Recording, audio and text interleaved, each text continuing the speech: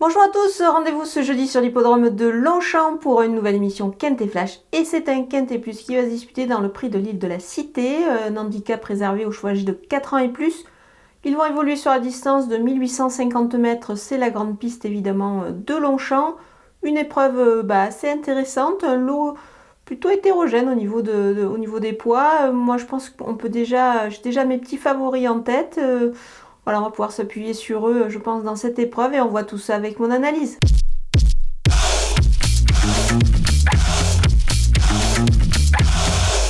On attaque avec mes bases et le numéro 2, Roc Blanc, le cheval, il a tiré un bon numéro de corde ici, je pense qu'il va pouvoir en profiter, il va sûrement bénéficier d'une bonne course à ce niveau-là. Le cheval me paraît un peu incontournable jugé sur ses dernières, notamment sa dernière performance, donc voilà, c'est pour moi ça devrait être un bon favori ici. Le numéro 6, Aibari, confirmé lui aussi à ce niveau, il tourne vraiment autour du pot également dans cette catégorie-là.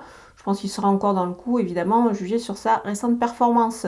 Le numéro 1, Kenjiro, la distance plus longue me paraît pas un souci pour ce cheval-là, bien au contraire, il a déjà bien couru sur ce genre de distance.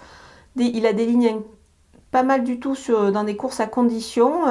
Maintenant, voilà, 62 kg, c'est pas évident, mais attention, ça me paraît quand même être un cheval de qualité, donc voilà, on va s'en méfier dans cette épreuve.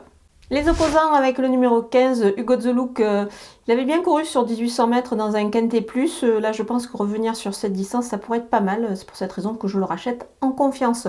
Le numéro 10, Fayona, elle monte en puissance depuis sa rentrée. En 2 courses, c'est pas mal du tout. La jument est en gros progrès. C'est la ligne évidemment du Quintet Référence qui s'est disputée sur ce parcours-là où elle terminait à la 5e place. Donc évidemment, elle sera encore dans le coup.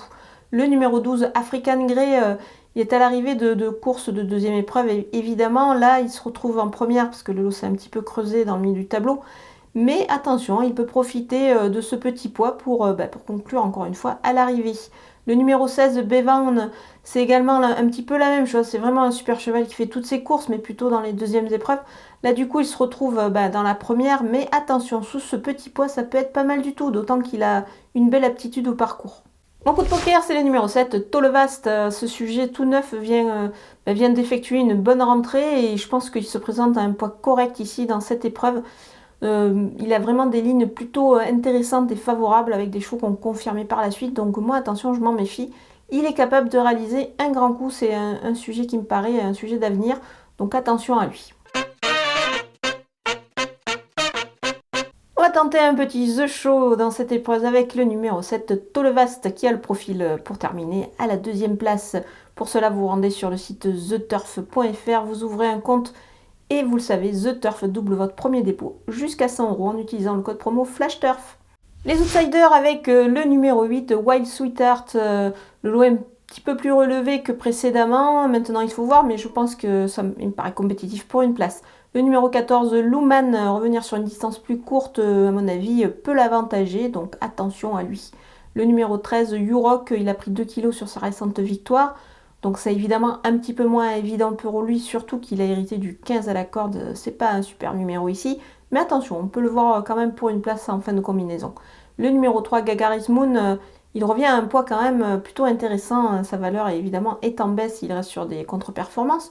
Donc attention à lui, il peut pourquoi pas créer une petite surprise dans ce lot. Le numéro 9, Eagle Hawk, il n'y arrive pas à ce niveau, c'est vraiment compliqué pour lui, il reste sur des échecs. Mais attention, on le munit des œillères australiennes cette fois. Donc ça peut pourquoi pas marcher. C'est pour cette raison que je ne l'élimine pas totalement. On va le garder en fin de jeu quand même.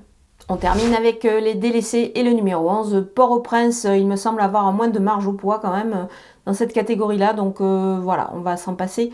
Le numéro 4, Lamento, on va attendre. C'est une rentrée.